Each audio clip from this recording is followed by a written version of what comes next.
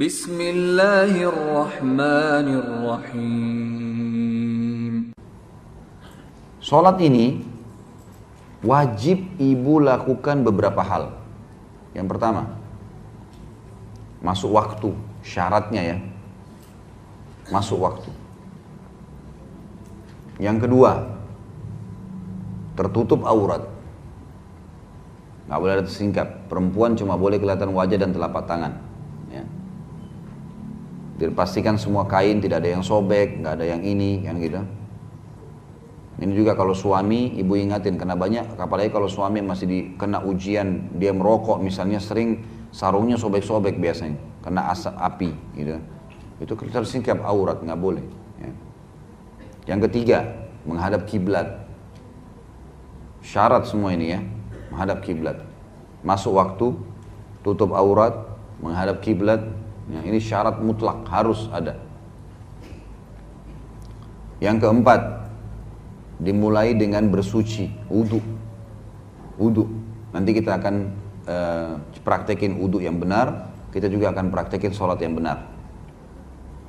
Wudu, dan wudu ini harus sesuai dengan apa yang Nabi perintahin ya. Harus sesuai apa yang Nabi perintahin. Nanti akan kita praktekin secara wudunya, tapi yang penting jangan sampai sedikit saja batas minimal tidak kena. Seperti misal batas minimal telapak tangan berarti di sini. Jangan sampai ada celah yang tidak kena.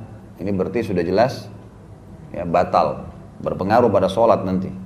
Batal wudu, batal sholat. Karena ini berpengaruh ke depannya. Harus batas. Dan kita punya batas minimal pergelangan, dianjurkan dilebihkan. Jangan sampai kurang. Siku, biasanya orang kalau siram siku tuh sikunya nggak kena. Ya, di bagian belakang. Ini bisa nggak sah semua, sampai ke sholatnya nggak sah. Maka harus hati-hati. Harus dimulai dengan bersuci, dan masuk dalamnya di sini dalam masalah bersuci, maksudnya berwudu adalah harus pakaian, tempat sholat semuanya bersih dari najis, ya, bersih dari najis.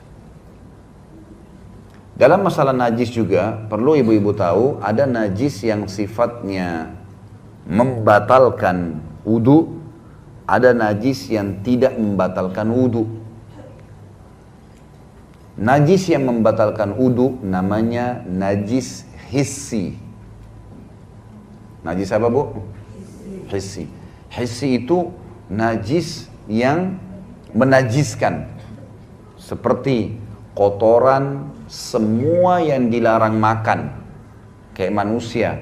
Kan kita tidak boleh makan manusia ya, karena dia bertaring. Manusia kan bertaring, sama dengan hewan-hewan yang bertaring. Kita kan tidak boleh makan anjing, nggak boleh makan ular, karena mereka bertaring, gitu kan.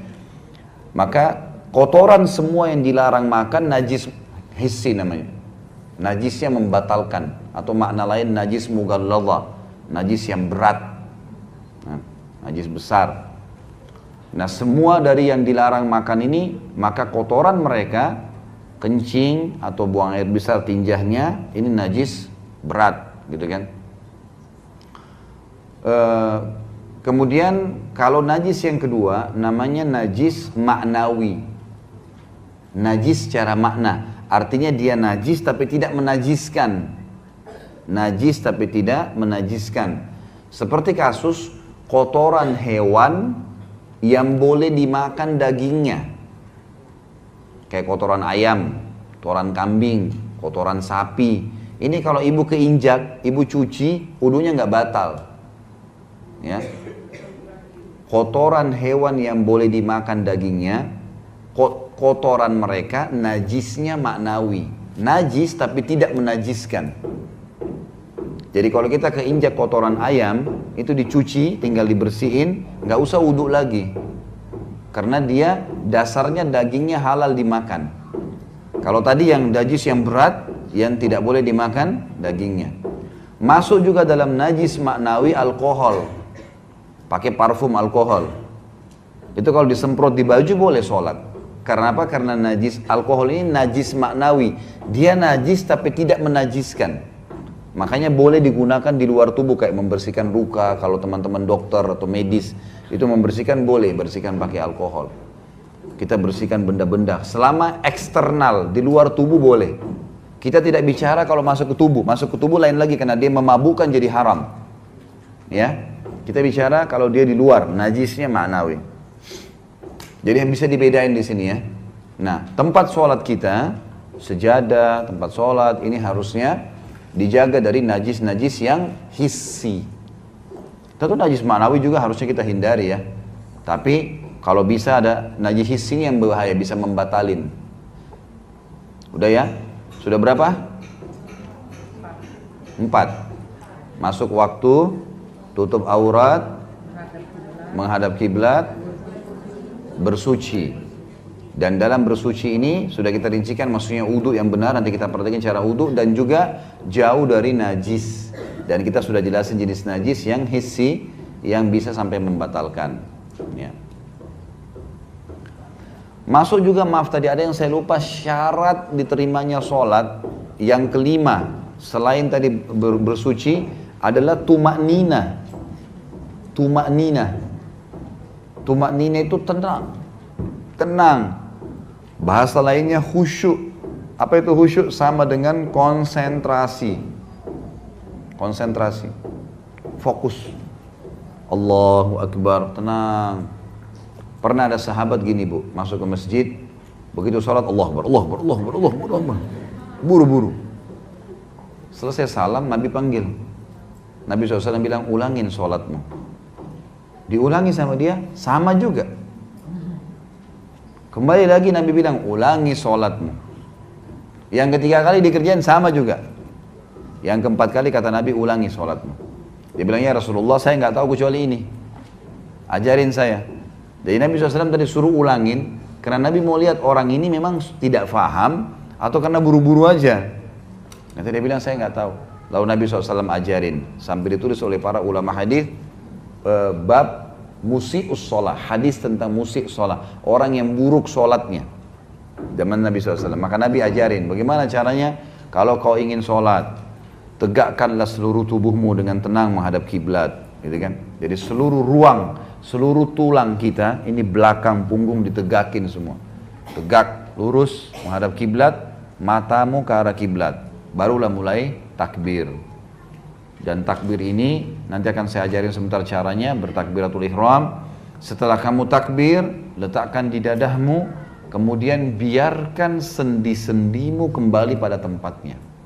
Tenang dulu, baru mulai baca.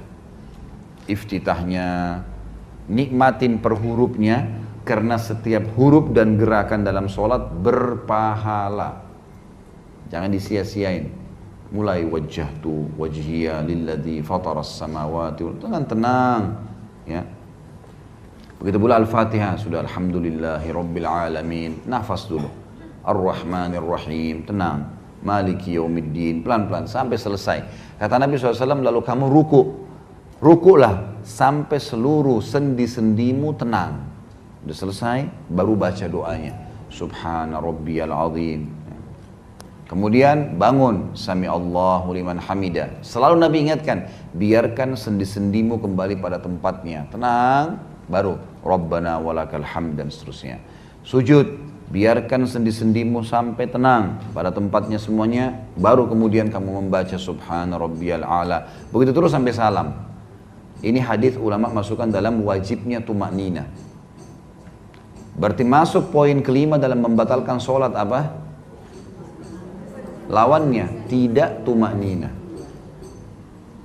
Sampai Abdullah bin Mas'ud mengatakan radhiyallahu anhu, kami dilarang oleh Nabi SAW sholat seperti ayam mematok jagung, ya, atau burung memakan makanan. Allah.